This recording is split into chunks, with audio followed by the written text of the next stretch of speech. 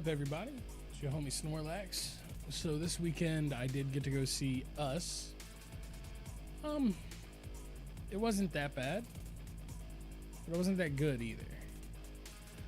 Right? So starting this off, I'll say that I haven't seen Get Out. It's something that I probably should see, especially given the stuff that I'm into politically. I feel like Get Out is probably one of those movies that I should see, but it's I haven't yet, and I have no real reason to have not seen it yet, other than I just haven't thought about it. So it's not been something that I've thought about. I do like the idea of Jordan Peele making horror films. I think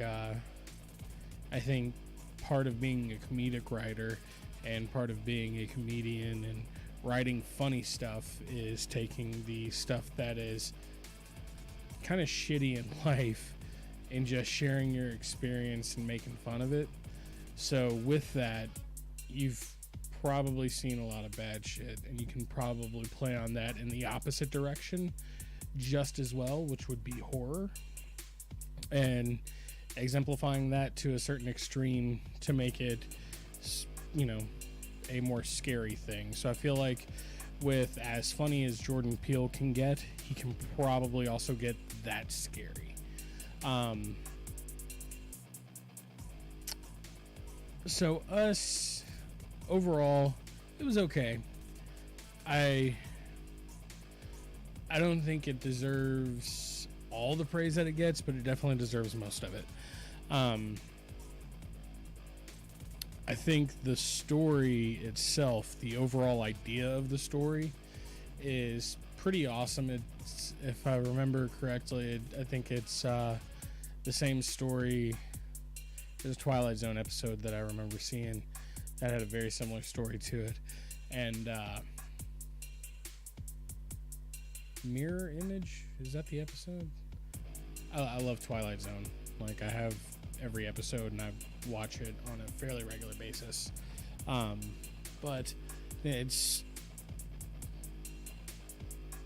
I don't remember what the actual name of the episode is, but it seems like it does take an overall plot idea from Twilight Zone and twist it into a more modern take of it, which is fitting because Peele is going to be doing a new Twilight Zone on ABC. I think it's ABC. It's one of the Disney channels, but it's overall, I'm cool with the movie. I'll probably end up buying it. It is worth that enough to me to actually purchase it. I think him coming from a comedy background may also be what hurts the film for me personally. So it seems like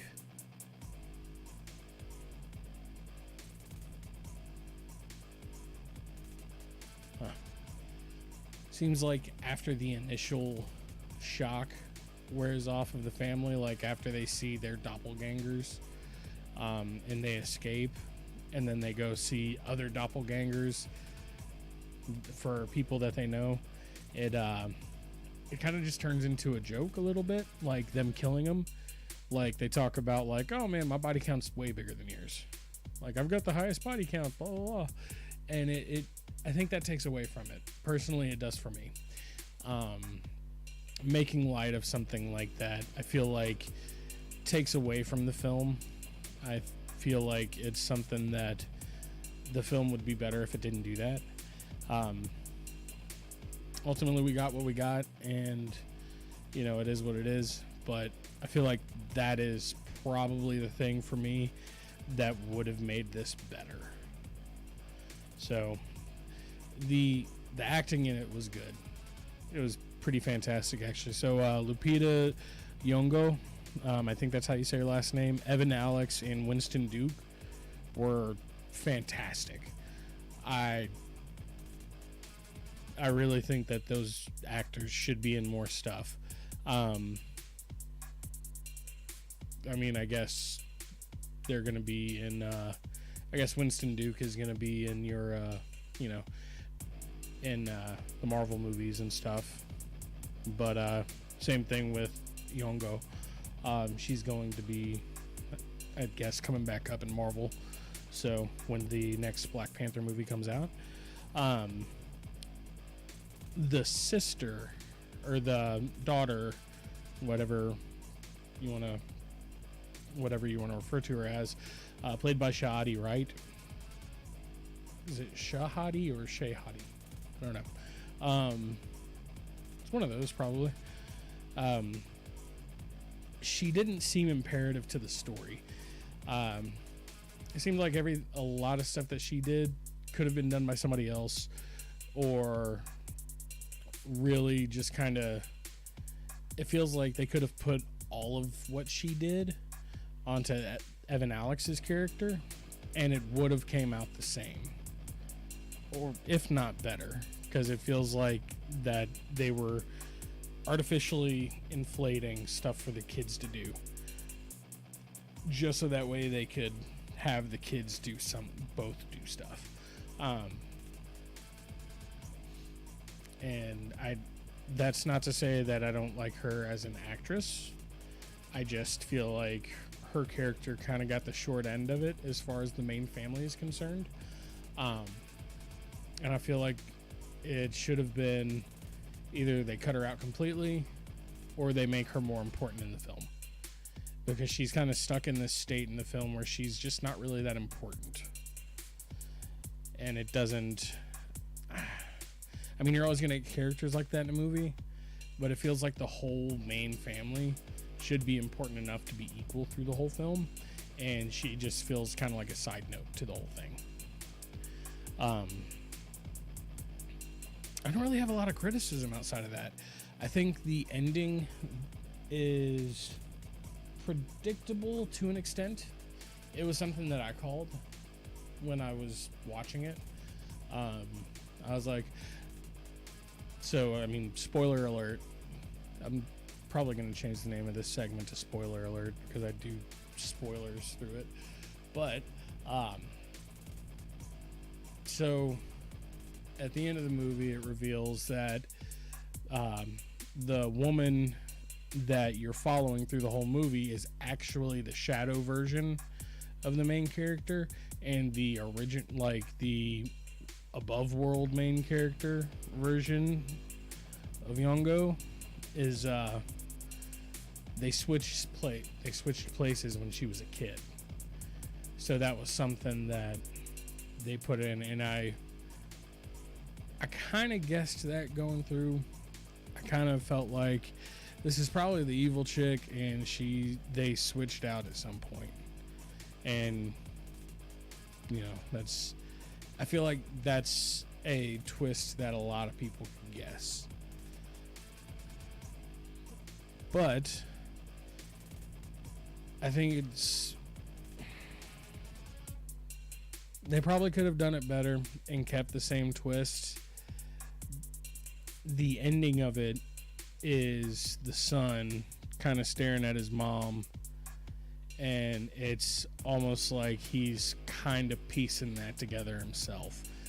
And that is just a kind of generic ending to a horror film, is the bad guy kind of did win,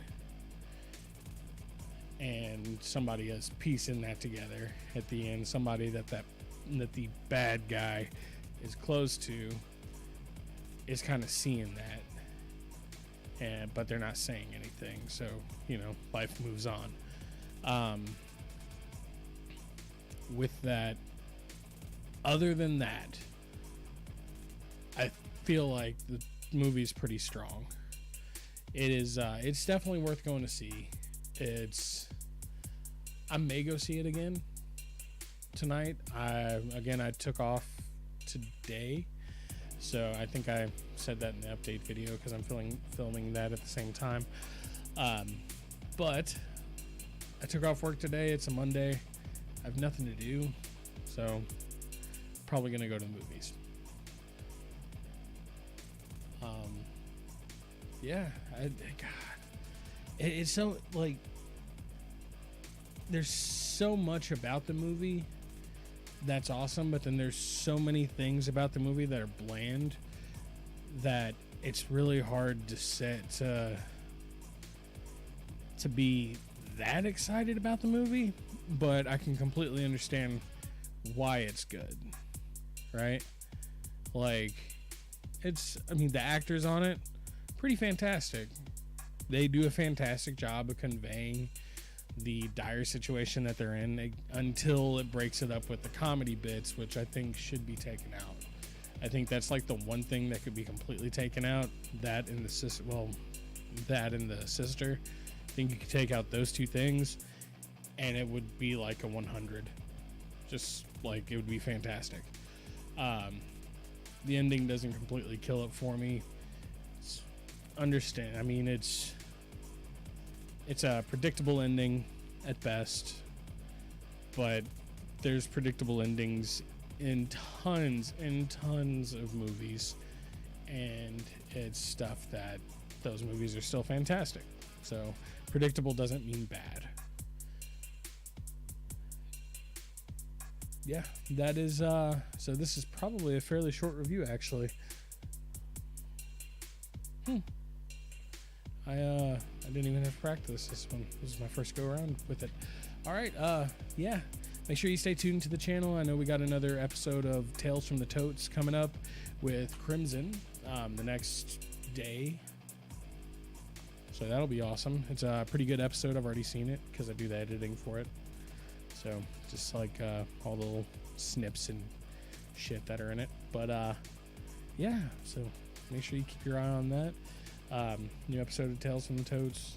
It's pretty decent. It's the most interesting one yet. So yeah. All right. Do have a good day, everyone.